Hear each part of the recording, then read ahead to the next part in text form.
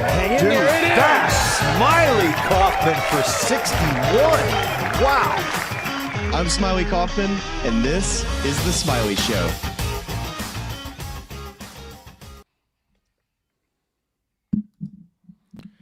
Welcome back to The Smylie Show. Man, Smylie, we're battling it all right now. It feels like I feel like we in some days are what we've dealt with mirrors Scottie Scheffler, but it probably mirrors more what Jon Rahm felt like today, of just really being excited about streaming with you all and sharing the last few holes in the Green Mile together. And then of course we had a widespread internet outage in Birmingham, and we got to give Smiley's plaudits for scrambling, getting over to his parents' house, making it work with on a short timing with the best equipment we can use.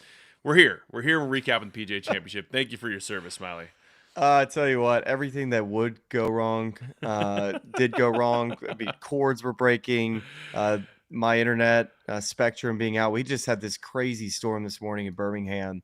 We were getting like 70-mile-an-hour gusts this morning. It was just raining sideways. And I didn't know we didn't have internet till about an hour before all this, because we literally laid so low today and just didn't get on the computer. We weren't, pulling up anything on the Disney Plus. So we were, just here we go. Here we go. It's still rolling. I'll say I'm a little bit relieved that it was you, not me, because I kept hearing rumors on the neighborhood listserv while I was away with you all in Charlotte that Google Fiber moving into the neighborhood, and they're encroaching on some existing turf, and apparently they knocked out some AT&T lines. So I was thinking I was going to get home and be like, hey, Smiley, I'm really sorry, but I'm not going to be able to stream tonight due to some internet turf wars. But AT&T kicking strong, and can't say the same for Spectrum in Birmingham, unfortunately, but they'll do their best. They'll get it back at some point. Well, I did get to watch all the golf. And that's something. It was to a point there for a while that I was a bit concerned if you're in the Scottie Scheffler camp.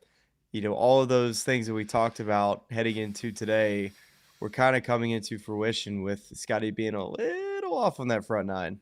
I agree with that. I want to dig into that. The place we need to start, Smiley, is thanks to, once again, our friends at Magic Mind. I don't know if you have your Magic Mind with you, but I'm going to fire it up with a little mental performance shot here just to get us going, because as we've documented here, we're not a math pod, and I miscalculated how many Magic Minds I needed to bring for you and I this week, and so therefore I looked into my bag this morning and I had none left. So this is the first one of the day, and Magic Mind's going to get us right for this PGA Championship recap. Thank you. Down the hatch. Here we go. Feeling better already.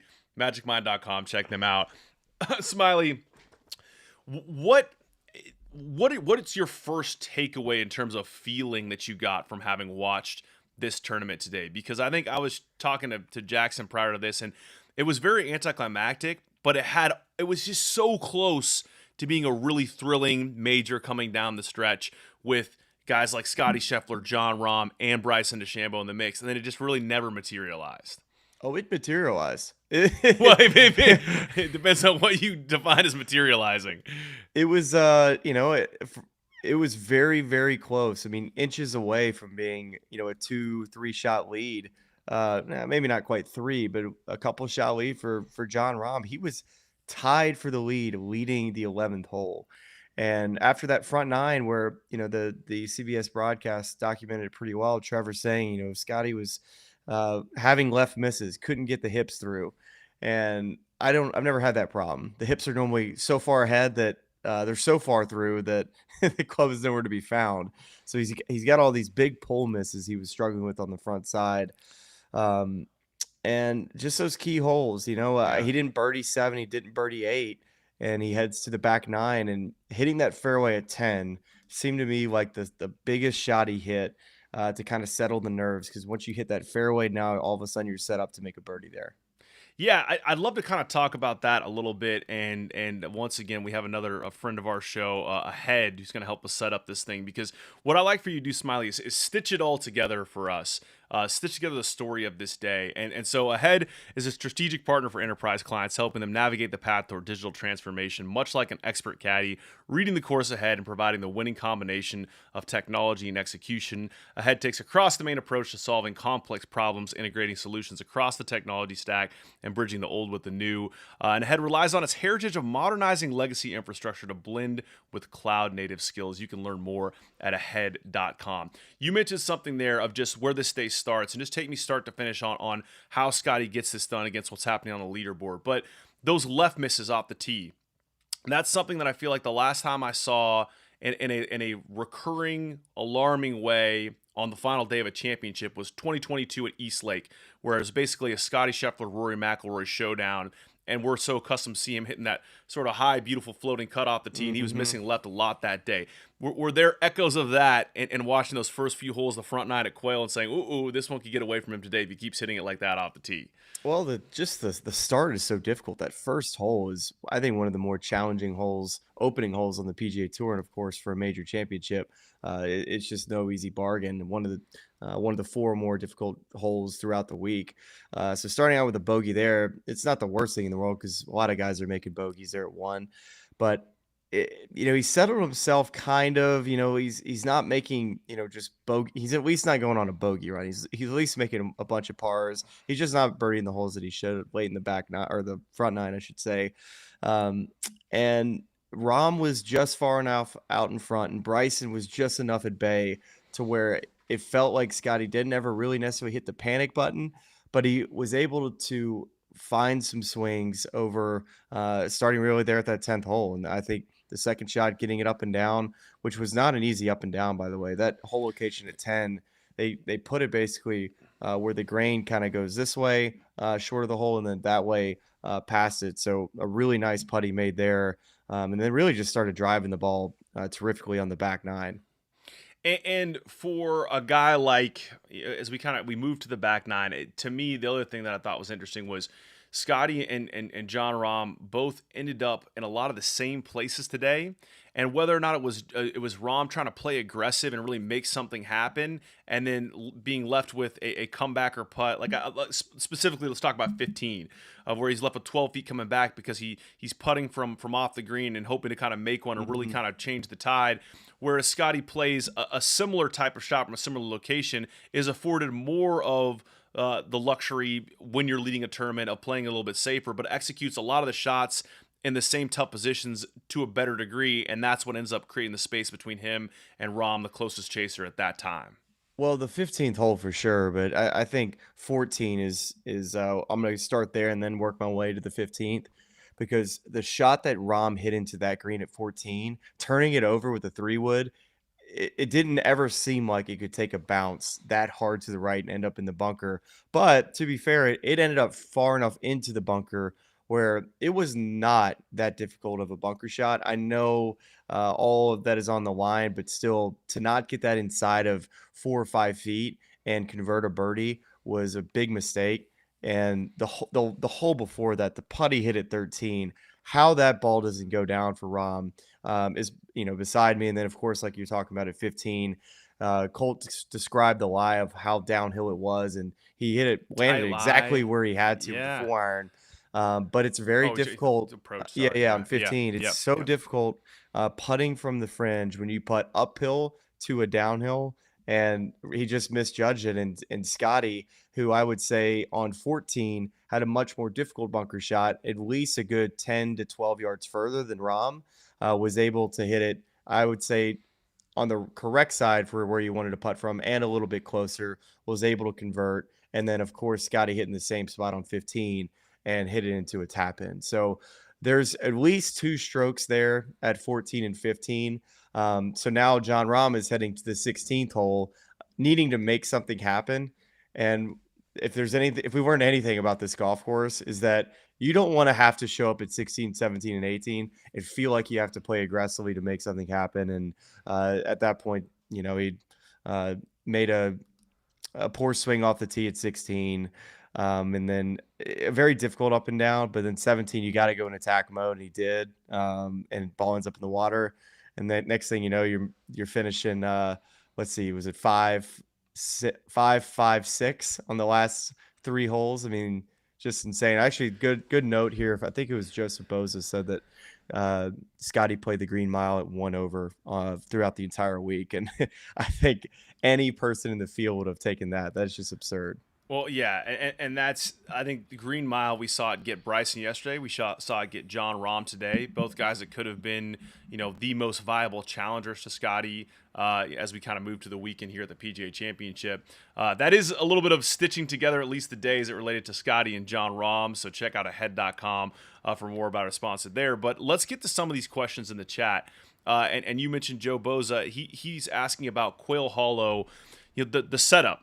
Yeah, 11 under, wins it by 5 strokes. We also have $2 Timu Undies, who says they should make this course permanent for the PGA. So some affection, at least, for Quail Hollow. Not everyone feels the same way.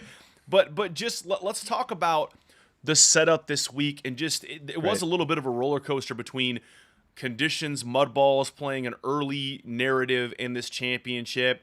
And then we saw on the weekend wind really playing a big part in it. I mean, I think watching Scottie earlier on this round, I don't know how strong the wind was out there today because we were not on site, but a lot of uncharacteristic misses with his irons, approach shots we're not used to seeing.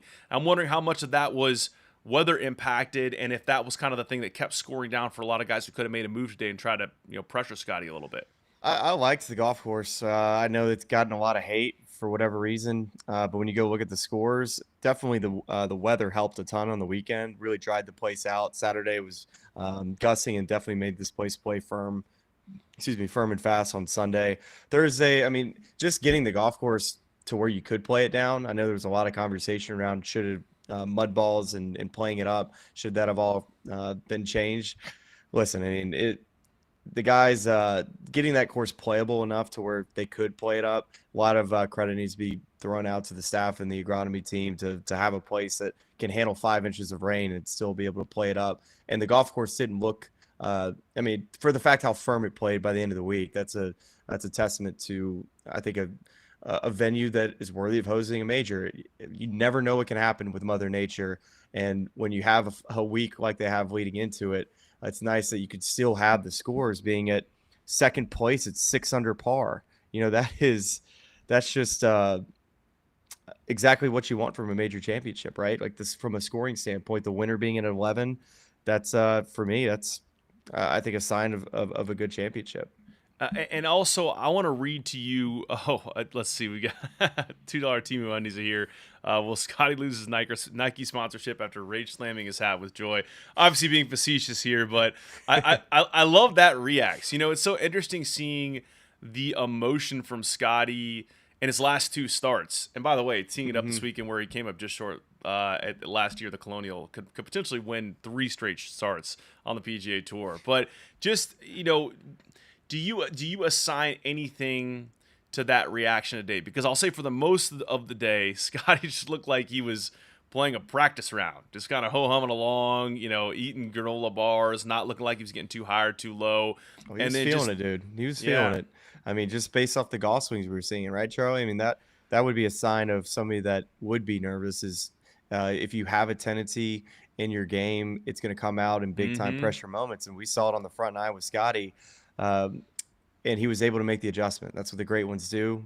Mentally, he never got 2 up or 2 down. I guarantee you on the inside, he'll talk about it, I'm sure, after the round, is how difficult it was for him out there overnight. I'm sure it was not easy sleeping on a lead. And remember, this is his first major championship outside of Augusta National. And he's already, I mean, just looking at what he's done in the course of his career, it's legendary type of stuff that he's working towards. And the major conversation was going to be a big piece of how we debate Scottie Scheffler moving forward. So him going and making that jump from 2 to 3, and now it's just like, all right, back to regular scheduled programming with Scottie Scheffler from his 7 wins last year, and of course his gold medal. And I think somebody said the Golden Slam is now something that he can chase. That's Him right. and Xander Schauffele now need 2 more major championships to complete that. That's right. Xander is a holder of an Olympic gold medal. I hadn't even thought about a Golden Slam version of that. I like that a lot. And I think it just begs the question too. And this is I'm the big overreaction guy for every one of these majors. I just love the idea of seeing a run of form for whether it's a Scottie or a Rory. But just looking ahead to the majors we have for the rest of the year. I mean, Scottie at Oakmont is right now on DraftKings Sportsbook is 4-1. Rory's next shortest 6-1. Xander at 11-1. And then you got Bryson, DeChambeau, John Rahm both there at 12-1. And then just looking ahead to the Open Championship, also the shortest odds there, although it's a little bit closer. He is plus 450, and Rory, plus 500, going off a 5-1 with Xander at 10-1, and Bryson DeChambeau 12-1, John Rahm 14-1. All those on DraftKings Sportsbook. Okay, talk me down from overreaction. Scottie's going to win at Oakmont and Portrush. I mean, do you think it's? Why am I getting too far out over my skis with that? Well, I'm not going to talk you out of it. But I don't want to try to be prisoner of the moment and all this. I think Kyle Porter had such a great tweet heading into today that I need to find the screenshot of just basically talking about Scottie Scheffler's run from 2021 up until this point in big time golf tournaments and what he's been able to accomplish.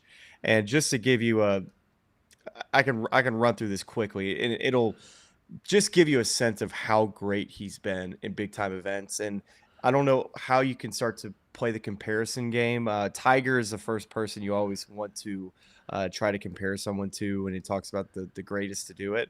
But Jack Nicklaus always was in and around the lead in any major championship or any big time event that he played in. And so from this run in 2021 to this point, I'm going to run through real quick. So Masters 4th, Players T20, Olympics 1st, and this is going in chronological backwards. Open T7, US Open T41, PGA T8, arrested, Masters 1st, Players 1st, US Open T23, US Open 3rd, PGA 2nd, Masters 10th, Players 1st, US Open 21st, US Open 2nd, PGA miscut. Guy needs to get his life in order. I mean, I don't know what he's doing that week. Masters 1st, Players T55, US Open T8, US Open T7, PGA T8, Masters T18. I mean, this goes all the way back to 2021, and now you can add another win for a PGA Championship. That's pretty dang good, man. I need this. I need on a soundboard. T8, arrested. It sounds like one of our disclaimer reads we've been doing this week. You just sectioned this over. We're just mixing a lot of content. Just all the things we're seeing right now.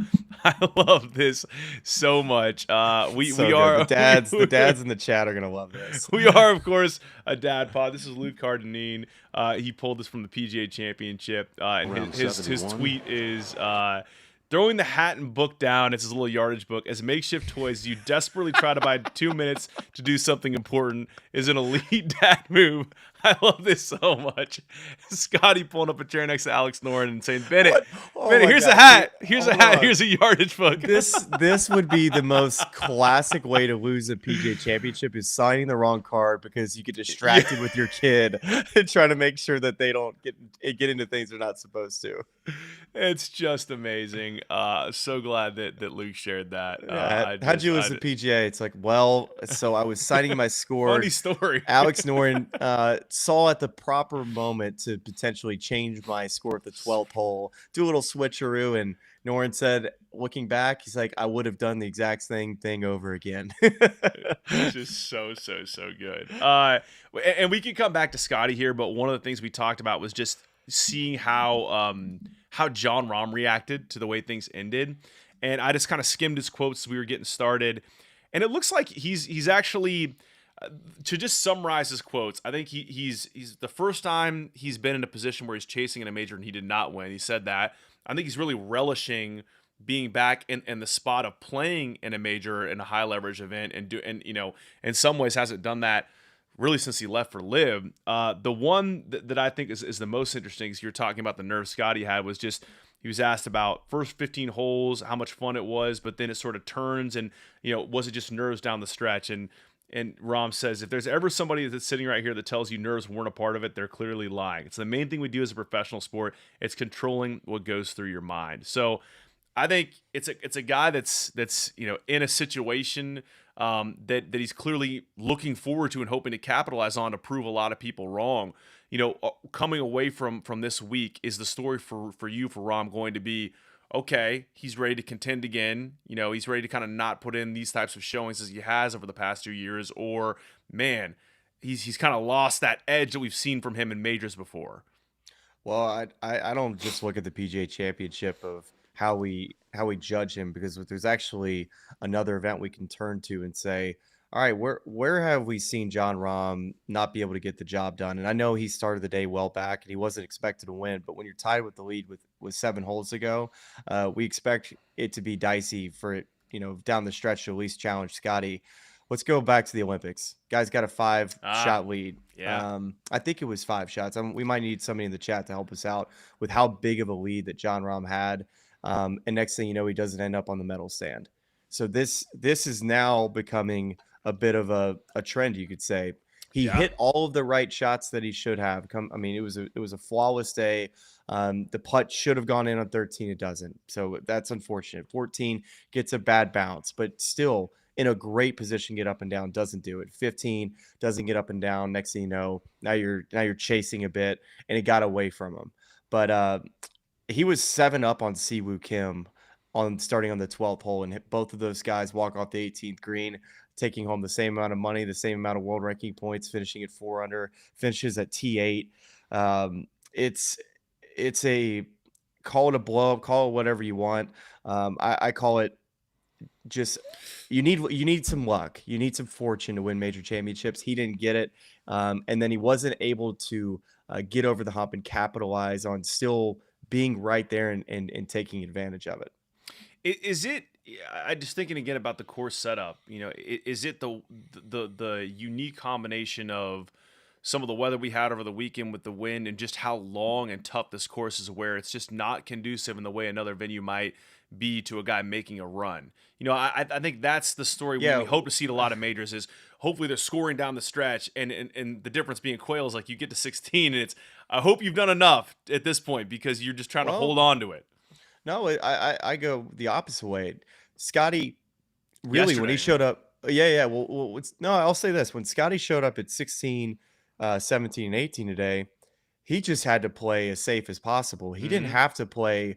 He didn't have to take on any shot because nobody challenged him to a point where he had to do anything more than he should. So we were a bit robbed of that, because you would want to see Quail Hollow at 16, 17, 18, the leader, have to execute the shots down the stretch. And he executed them from a point of just safety first, AutoZone safe shot of the day. Let's just not blow this thing. And hey, I think that's what we were robbed of with Rahm and I would say Bryson and just whoever else you want to throw in the pack there. Well, let's talk a little Bryson too, because he bogeys 18. He had a chance. He makes a par to be finishing solo second place. There was so much movement on that board, you didn't know that was going to be at the time, as he finished a little bit earlier than these guys. I think he went off about 40 minutes before Scottie did. But I felt like a lot of the highlights that are cutting to him, he's missing makeable putts. Not automatic putts, but just he really could have been a factor today, and plays the green mile and 1 over, which is better than what he did on Saturday.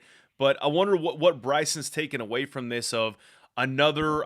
This is back-to-back years where he finishes runner-up at the PGA Championship. Worked well for him last year as he went on to win the U.S. Open. Do you feel like he's positioned to contend, maybe win at one of these next 2 majors as we head to Oakmont and then Royal Portrush? I still just think the iron game is something that is something that continues to come up.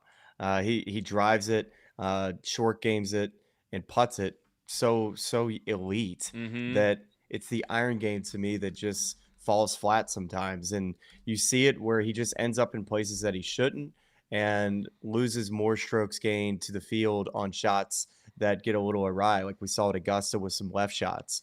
So not being able to hit his numbers has definitely cost Bryson some opportunities to win more major championships, although he won the U.S. Open last year. And of course, it was fortunate to have Rory help him out there. But he still, he pulled off. We know that he can pull off big shots at big moments. But to me, it's more so the iron game that's kind of been just a little off. Yeah, we have a comment here from Marcus Rainwater that in the post round comments, I'm not sure if this was to Amanda or just the press conference, about how he hits the ball so high, he struggles in these windy conditions.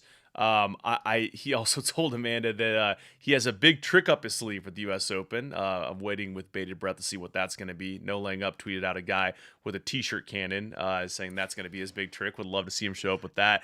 I thought this is interesting to me, and I haven't dug into it too deep yet, but I'm just going to throw this to you and just see how you react to it. But Ryan Barath, he's a gear editor with Scratch, made a note yesterday after Bryson hit a ball in the water at 17 that although they might be a net positive, I also believe Bryson's curve face irons, those roll bulge irons, could be a big reason for missed shots like the one on 17 today. As a drawer of the ball, a toe strike on a club with a bulge will have more left spin access, resulting in more curve.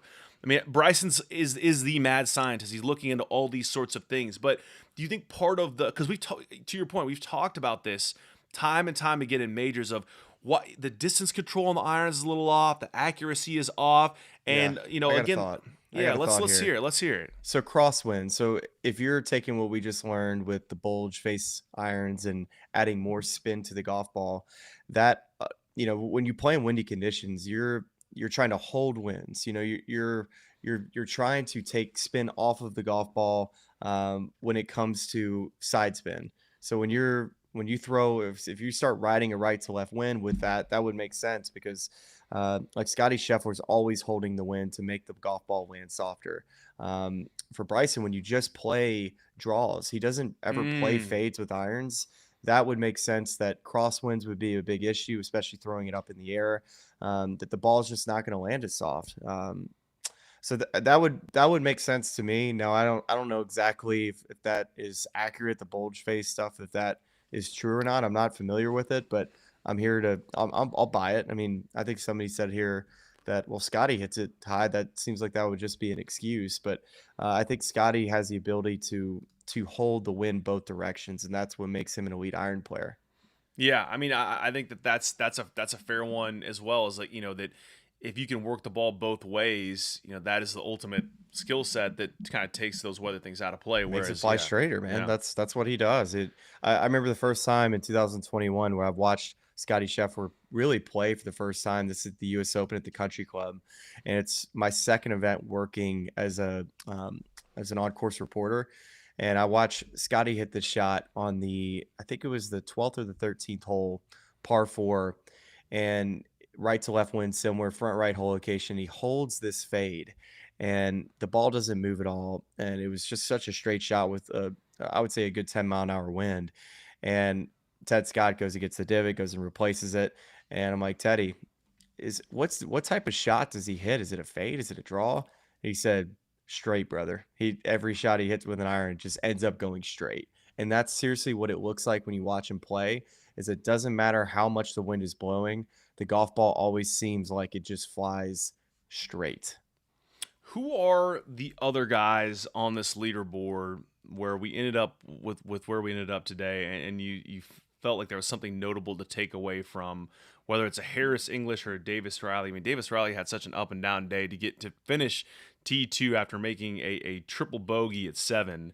I thought was pretty impressive. I mean, who are the guys who you're looking down this board and you're saying, okay, they're going to get lost in this narrative. They're going to get lost in the shuffle of celebrating Scottie's third major halfway to a career Grand Slam. They're going to get lost in the whole rundown we're going to do on live players. Can they win majors? Bryson, John, Rahm. But it's worth talking about these guys. We need to find a new bit for Joaquin Niemann, unfortunately. Oh, man. So T8, I think that's his best finish in a major. Let me check that. It's his first top 10. First top 10. That was our bid. It's everybody's bid. Is that I think it was Phil Mickelson arguing that he potentially could be the first or the best player in the world. Yeah. He was arguing that after one of his live wins this season, and everybody's like, dude, he hadn't made a top 10 in a major. So now we have to kind of turn the clocks here and say, well, until Joaquin Niemann gets a top 8 in a major, we can't have this conversation. Well, some people drafted him on their next 10 years team, and they're elated to see finally some return on investment There you there go. with that TA. Yeah, so Joaquin is one that's notable. I mean, although it just felt like I'm not sure that anyone really felt close. Like I think you can look back and look at working your way back into the top 5 or top 10 in a major, but I'm not sure. I mean, I think there are 10 guys who finished tied for 8th at 4 under, which ended up being 7 shots off the lead. Like, just wondering how notable that feels to you. Right. Well, I have 2 kind of different storylines of players that I kind of want to touch on. And 4 of them are U.S. Ryder Cup player potential guys. I think Harris English almost feels like he just played his way onto the team. A player that's already won on the PGA Tour this season, won the Farmers Insurance Open earlier this season, 600 today, vaulting all the way to T2. So kudos to him there. Also, these 2 guys, I think would be fantastic if they found a way onto the team. If you threw out JT Poston and Denny McCarthy on guys that stripe it, like if you just put JT Poston on the greens for name the striper of the golf ball, and then put Denny McCarthy on somebody who also stripes, you're like, all right, now we're starting to see some like pretty sick pairings, and those 2 guys can roll it. Both of those guys had really nice weeks. JT was, I think he was like around 30th heading into the week. That was a bad bogey at the last hole that really cost him a lot of points. Denny kind of sneaking into the top 10 as well. And then another player outside of Keegan Bradley, who he had a bad miss at the last hole, didn't he? To drop into T8. That's a conversation worth having. And then all the way down the board is Max Homa. I think you got to talk about his weekend, finishing T60. He shot, I think, 76, 77 on the weekend. And heading into the weekend, that was something that, of course, we talked about is can Max have a really good major season to kind of save what we've seen throughout, and of course didn't have a good Saturday Sunday. Well, let's unpack that a little bit, because I'm just looking at his stats, and obviously the round 2 where he ended up in terms of strokes gained, first tee to green, first off the tee, was 10th in putting, 19th around the green, and 36th approach. Really just a great all-around performance from him on Friday at Quail Hollow. And then as we get to the weekend, that 3rd round where he finishes 5 over, it was a positive putting day, but everything, approach, off the tee, not great, and then more not great on Sunday, and then the putting was also bad on Sunday. Okay, hold on. Can I ask you this? All right, please. So have you seen Max's scorecard yet for Sunday? Don't look. Okay, I'm not looking. Okay, I've not seen it. So Max Homa is 2 over through 5 holes. Okay. And he makes 4 pars. How many pars does he have the rest of the way? And how many birdies does he have the rest of the way? Okay. All right. This is what I'm asking. So he's 2 over through 5 holes. Okay, so we're on the 6th tee, and he's got 4 pars on his day. 4 pars on the day. And how many birdies does he make the rest of the way? Remember, he's 2 over par, and he ends up shooting 6 over. 6 over, right? So we need to get, and we need to figure out how many pars he makes from this point on. Let's say, oh my God, now you're gonna make me do math on the fly. Don't do math. Just kind of like throw it out there, even if it doesn't hit. It's like 13 total scores you need, and you need to be 4 over par. So it's got to be 2 pars, and then that leaves 11 scores. So you need how many more? my brain is completely combusting right now. Can I just 2 pars? It's 2 pars, right? Does that feel right? He made what a great segment, by the way. He made 0 pars the rest of the way. Wow. And he made 5 birdies the rest of the way. Wow. So that's unreal. So he goes bogey at 6, birdie at 7 and 8, or double bogey at 9, bogey at 10, bogey at 11, bounce back birdies at 12 and 13, bogey at 14, another bounce back birdie at 15, bogey to finish. What a roller coaster. Psycho scorecard alert. But I mean, look, the offense is there. The offense is there. And I mean, like a bogey at 14 that he eagled on Friday. You change that around. It starts looking like a good psycho scorecard. Can you pull the 2 best club throws of the day? So Max and Wyndham Ooh, both yeah. served up some great club throws. I don't know if we Okay. want to get into it or just tell people to go search it themselves. Yeah, maybe let's. I think showing footage of Scottie taking care of his son Bennett is something that's going to be permissible. I think going and finding club throws. Of course, the second one the Smiley's referencing, if you haven't seen it, is Wyndham Clark, who did a number. How about this? A little bit of sponsor synergy. Wyndham Clark, famously a T-Mobile endorsed player. Who just obliterated a T-Mobile cardboard piece of signage behind the 16th tee. Yeah, listen, we've all been there. I just, when I throw clubs, I don't have signage behind me, so I do a lot less damage. What'd you make of that? And where was I did not see Max's club there. Where did that one It go? was early in the day on like the third hole, I think. I Yeah. mean, golf. Golf. Golf. Golf. Nobody got hurt in filming these golf shots. Although it looked a little dicey with Wyndham's throw. That's right. What do you? So let's talk about both those guys now. Wyndham Clark finishes forward for the tournament, tied for 50th. Take him in whatever order you want to, but I mean, if you're Max, I feel like it's been so long. I mean, I guess you finished tied for 12th at Masters, right? So there's some signs of life here. What needs to happen to make Friday the consistent thing instead of the aberration for Max Homa? Oh, just more reps, man. When you're working your way back, he's so much has changed this year, and I think. Do you like what he's working on? Like, do you like the stuff you've seen? It doesn't matter if I do. It just matters that if he does, and I think that's all that matters. If he's clear in his head, his team is clear, and that he can just work his tail off on those things, and his equipment, of course, needs to match all of that. It seemed like leading into the week, they found a swing thought and a driver that matches all those things. And the weekend was tough, and you're going to get exposed if you were off in areas. His iron game was off, and of course, just didn't have a good weekend. So we'll see if we can have a good bounce back week coming up. Of course, we saw some good things, but I know he's going to be disappointed on the weekend. Jordan Atienza, we won't show the club throw, but we'll show your comment about the club throw. So I hope that's a nice consolation. Yes. Now on Wyndham, this is interesting here. So since Wyndham's LACC U.S. Open win in 2023, let me read you his major results. Tied for 33rd at the Open Championship in 2023. Then 2024, he goes miscut Masters, miscut PGA, T56 U.S. Open, miscut Open Championship. Then he opened this year with a T46 at the Masters and a T50 in the PGA. State of Wyndham's game.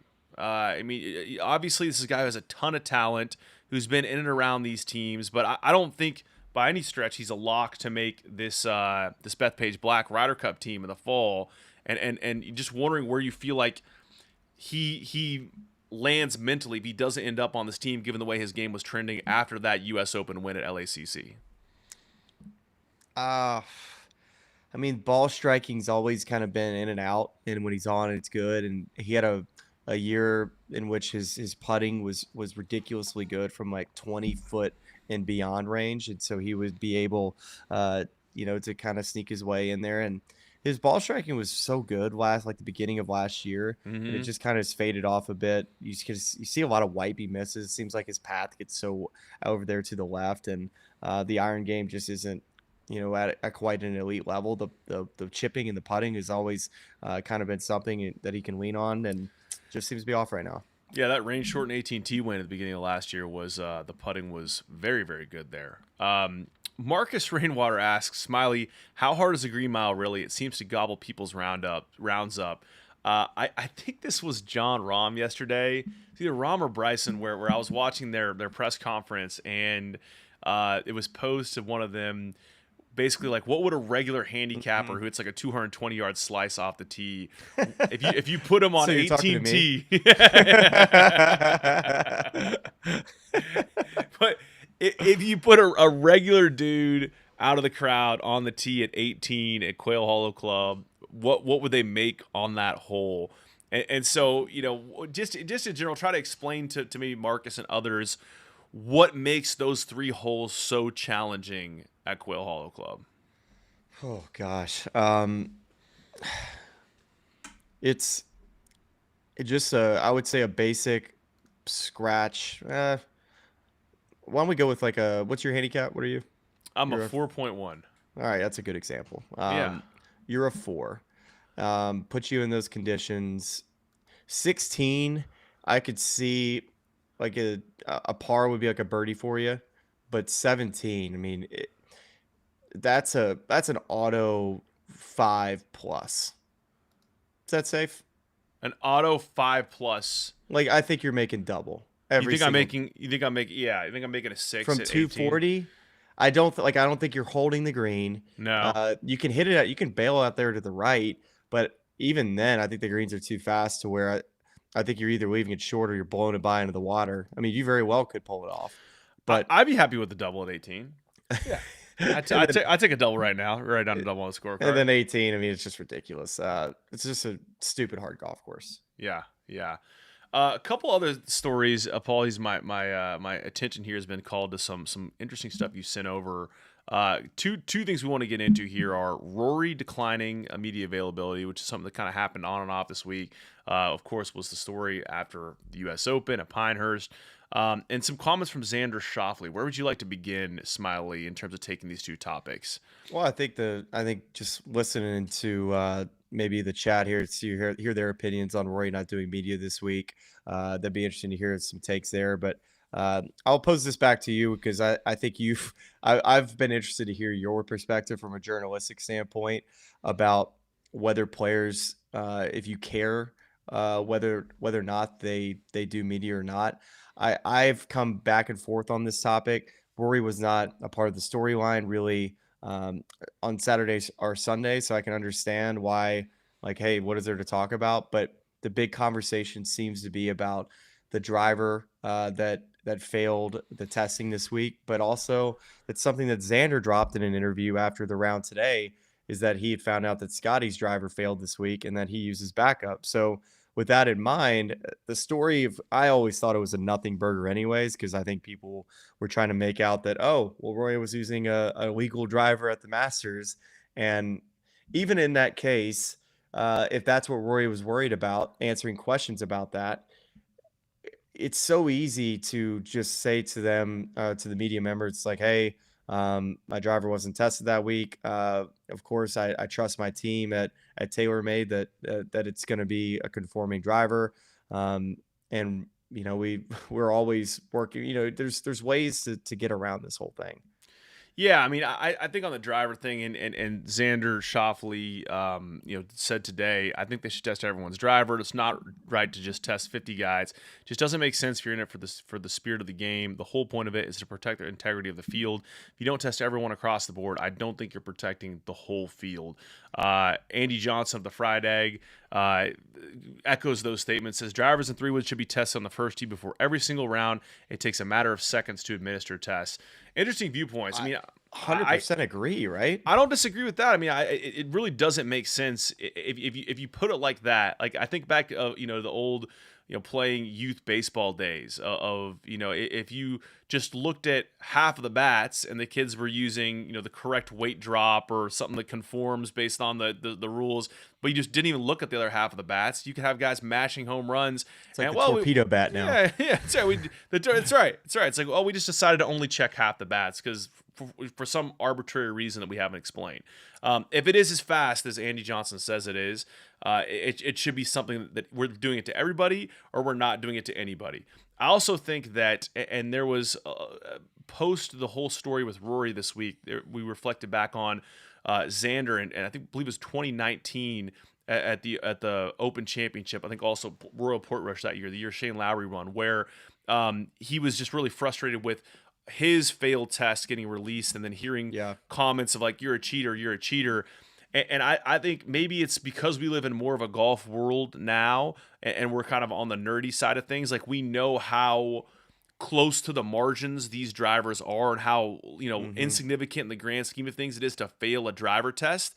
It ties into the whole rollback conversation too, like the speeds they're testing at. They're trying to kind of get under certain spin limits and speed limits coming out the face. And, so to me, it's again, I understand why you would test because you don't want this driver getting so hot and so explosive that down the road it's like way over the legal limit. But these guys, with the frequency of new equipment they're getting, how often they're being tested, it's really not a big deal. So I mean, I just that's my take on the driver thing. I don't know if you want to go in a different direction on the media availability thing as well, but I just think we overblow these driver tests when it's just the margins are so fine and thin. Yeah, I think the argument that I keep reading on the internet just about Rory's media availability, it seems that he's very just happy-go-lucky when it comes to doing media. It's like if he plays good, he'll do media, but if he doesn't, he won't.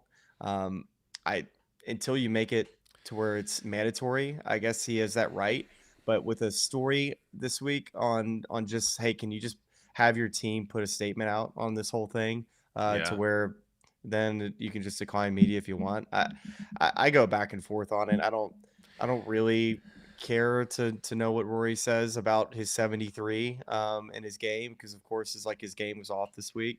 So that part of it doesn't bother me. And like, what is he going to say about the driver that he can't Yeah. already, that it's already out, it's done. It's and Joseph O's asked how did Rory's failed test get out, but Scotty's did, and I don't know the mechanics of that. I think some of the sourcing that I'd heard on the Rory thing was almost borderline accidental as how it got out. I think that Maybe that's why I don't want to comment on it, because he was annoyed that it got out.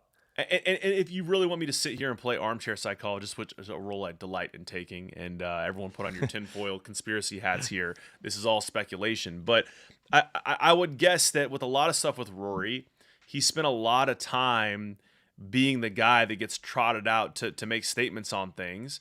And he probably gets to, he probably has gotten to the point now where, instead of him having to address some sort of controversy that's happening related to his equipment or the game at large, he's just fine saying, okay, you guys can write whatever you want to about that, but if there's some issue here, whether it's with the USGA or the PGA of America, I'm not gonna like take a position on this. I'm gonna let you guys figure it out. I'm gonna go home and relax, hang out with Poppy, watch Zootopia.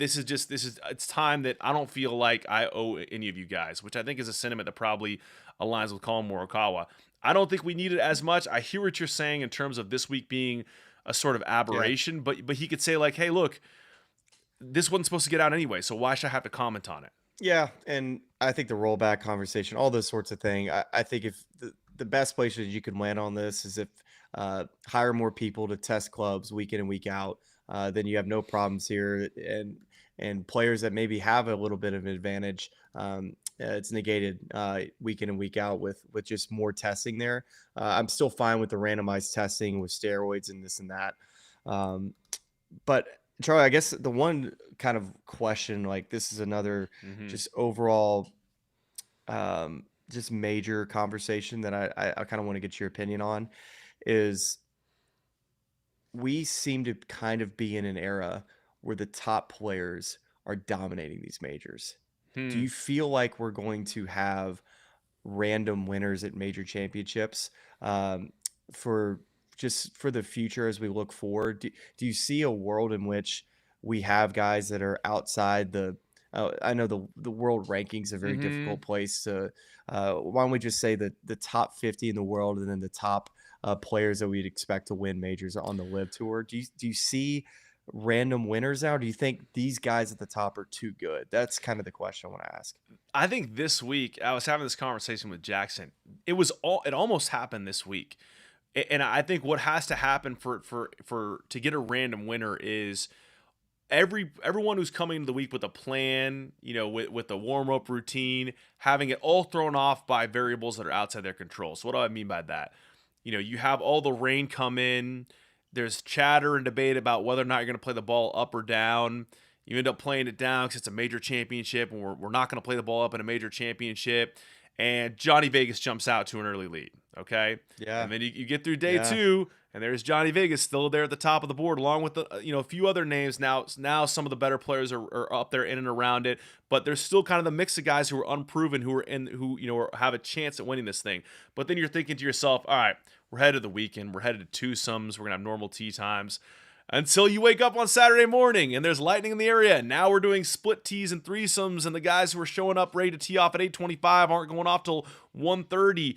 And that could have thrown enough of a wrench into people's plans and routines to allow a Johnny Vegas to stay up, or another guy to stay up and around the top of the board heading into Sunday. And then anything can happen on Sunday, especially a place like Quail Hollow, where if you manage your way around the course while other guys fall apart chasing, you can win that major. But I think that's the type of week you have to have. And I think even Brian Harmon was top 50 in the world when he won at Royal Liverpool. So he was, he wasn't like he was this huge outsider, but he definitely wasn't in the conversation of guys we thought were going to win that championship heading into it. And that was a week that, as you remember, was marked with typical Open Championship weather, but lots of rain and oddities and guys that were in and around the mix, just internal OB, just things that were a little uncharacteristic. I think that's what it takes to produce a random winner is, even this week too of all of us thought soft course, soft greens, Rory McIlroy. Well, it didn't really turn out like that. Well, the greens were firm even after the downpour that they got Monday and Tuesday. I agree with you in this. I think it's going to have to be soft fairways, soft greens, no wind, and guys that really just go out and just crush it on Thursday and Friday. Hang on Saturday with a decent score, and then Sunday just hope that you can just kind of hang on, right? Yeah, and look, here's Marcus Rainwater speaking to that same sort of comment. Like, it did pan out great. I also think that the second part of that too is that there are just so many good players that in the world in general right now, but just in that cream of the crop group. Like, think about again this week where we came into the week and we're like, man, there are 6 guys that could legit win this golf tournament, and none of those guys really stayed up in and around it other than Scottie and kind of Rahm till the end. But the fact that, Rory made the cut on the number, Xander made the cut on the number, JT missed the cut, Jordan Spieth missed the cut. Yeah. All the guys that we thought, had a chance were in the mix.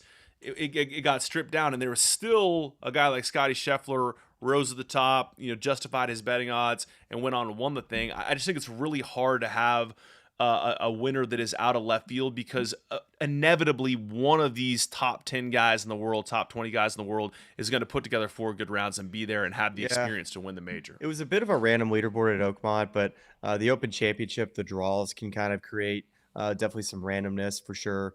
But yeah, I think it's interesting because when I think about majors and who's going to win them, it's hard to get outside of about 6 to 8 guys. Yeah. It's Scottie Scheffler, it's Bryson DeChambeau, it's Rory McIlroy, it's Colin Morikawa, and even him, he hasn't won in a long time, but still, like, he would be on the back half of this list of guys. Like, yep, he could definitely win.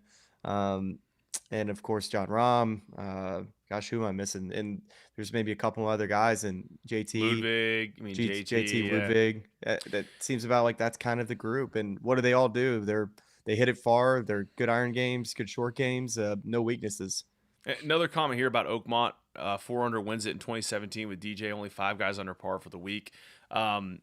Again, feels like a course that is suited to, or a test that's suited to a guy like Scottie Scheffler that just finds a way to shoot a score, even when, today was maybe his C- game, his D+ game, and it wouldn't have set him up nicely if it was Thursday, but when he has the lead he has on Saturday night, you can afford to kind of have your C- D+ game for Scottie Scheffler and still win a major. But it's again, maybe this is a little unfair to Jon Rahm, but there were a lot of those situations where Jon Rahm hits it to a certain spot, ends up adversely impacting his score. Scottie hits it to the same spot because his shot was a little off or this and that, but he finds a way to get the ball in the hole for a par, mitigate damage.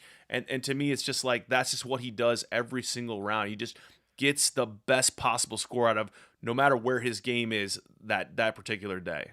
Yeah, if you're going to have to beat Scottie Scheffler, you can't make mistakes. You really can't, because Scottie, for the most part, he's going to figure it out over the course of 18 holes. He did on the back 9, and it was enough to not only put it away, but put it away with a 5-stroke win. All right, Smylie, I'm going to bring something in here from another one of our friends of the show, Shipsticks, because we are going to advance this now over to the Colonial next week, where Scottie's teeing it up again. And Shipsticks If I could find, there's my notes. Shipsticks gets you from your front door to floor easier than ever. They'll pick up your golf clubs from your home or office and deliver them on time, guaranteed to your golf destination anywhere in and outside the U.S. No more airport headaches, no more lugging heavy bags. Just easy, stress-free travel for golfers like you. Supporting benefits, white glove service, complimentary insurance, real-time tracking, door-to-door service, international shipping for any occasions, perfect for buddies trips, business trips, even family vacations when managing kids, strollers, and extra luggage can ruin your vacation before it's even begun.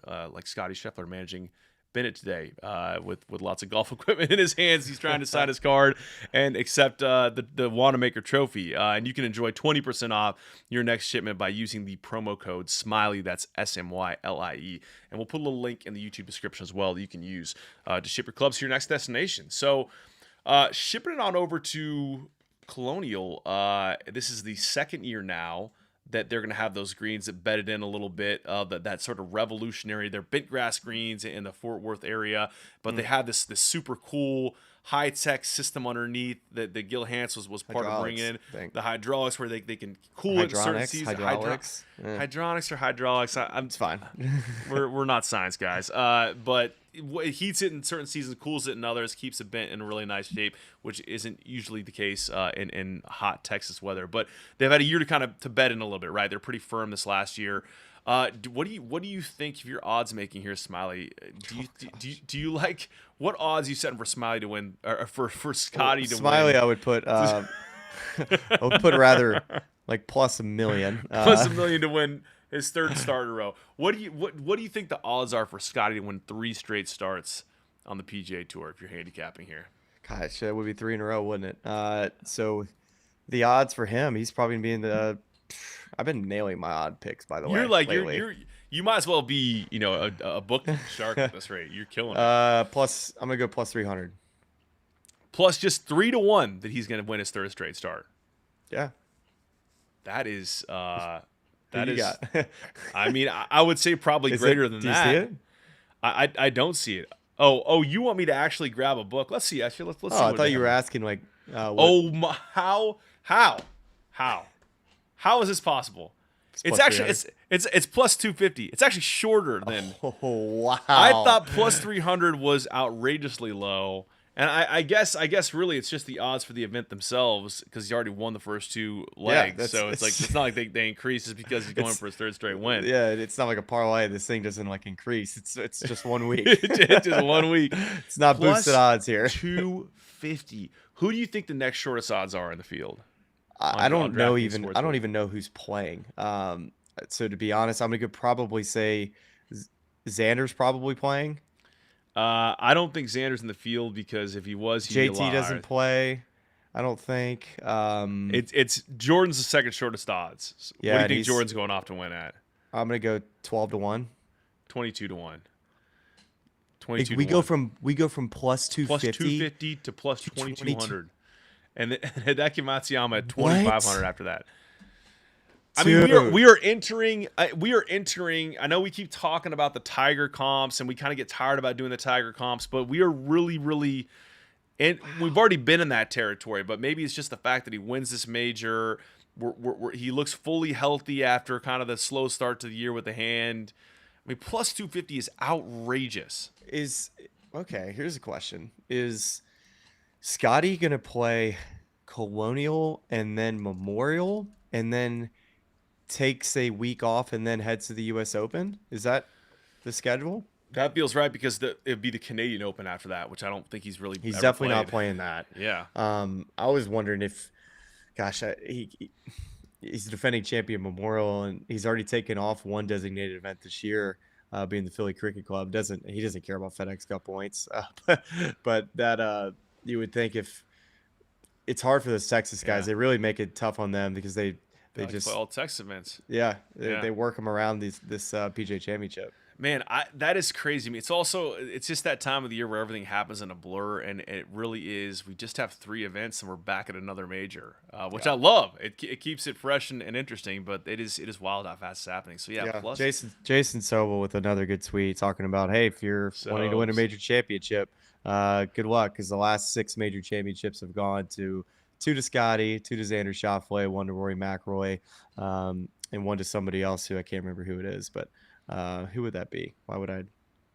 Bryson DeChambeau. There you Yes, yeah, Bryson at the U.S. Open. Man, I would just, I wouldn't hate like a long shot here. I really would love to see. go. Hey, Colonial. Well, not a Colonial, like US the Open? U.S. Open. Yeah, Well, we'll have plenty of time to prep it. Yeah. We'll definitely work on that coming up. we'll work on that coming up. It's about time. It's about time to wrap this thing up. Get some recharging in after a week in Charlotte. A fun week in Charlotte. Scottie Scheffler halfway to his career Grand Slam now, and a fun one coming up this week. Jason Duffner will be the guest in your feed this week, and it is going to be a very, very good one. So, any major championship final thoughts to wrap for the good people before we say our farewells for the week, Smylie? Well, we had a great week on the ground, boots on the ground with Jax and of course yourself did. there. I thought it was a great week for all the people that have listened to our journals. Continue to watch, send them to your friends, send them to your buddies, like, subscribe. It definitely helps us continue to do those things on site. We love being there on site. It was a weird week for me because I didn't call any golf. I just was there for the podcast, and we had a lot of fun. Charlotte was great. What a cool golf town, and shout out to all the frat boys that I mean, it's crazy, man. The Costas with the khakis and the collared shirt and no Yeah. hat with the It's what's the Costa connection thing, like if you the have Crokies. the Crokies. Crokies. Yeah. Man, that was Yeah. the look of the week. It's so bad because that's exactly how I dressed when I was in when I went to college. North Carolina, was in a fraternity, and I But saw no like, hat. Like, you wore a hat though, right? No, like none of No. these kids were wearing hats. No hats. It was like It's part it of it, was huh? kind of oversized polo, like the Peter Millar that you buy in a large, but it fits like double X. The 5 to 7 inch inseam khaki shorts. The gray New Balance 992s with the white, like mid quarter length socks. That's the right. Costas, and then the Crokies, and if you got like, you get a really cool pair of Argyle Crokies at the Alexander Julian's in Chapel Hill that really was like, if you had that, you were like, your aura was off the charts for Carolina fraternity. Yeah, it was good to see my people out there this week. I was like, I've changed my wardrobe since. Lived in Brooklyn, kind of got a little edgy, but you guys are still doing it. I'm glad to see that's still a Carolina fraternity tradition. So something's never changed. Yeah. Well, outside of that, nothing else really to get into. I'm going to be working Memorial vacation this week, so excited about that. Nice. And the U.S. Open will be here before we know it. So excited to do a Colonial recap with Scottie's 6-shot win over Davis Riley, who was, again, just had him by the ropes, but Scottie took it. Well, and I'm hoping it is that boring because I'm very excited about my course report that I might be able to bring for Monday. Got like a real legit top of the bucket list type situation happening. All right. So Let's do we'll it. wait till it happens and we'll do it then. Thanks everyone again for hanging out, watching, listening, supporting all week long. We had a lot of fun with you streaming and out on the course of Quail Hollow. So enjoy Jason Duffner midweek, and we'll be back here recapping Colonial very soon. We'll talk to you then.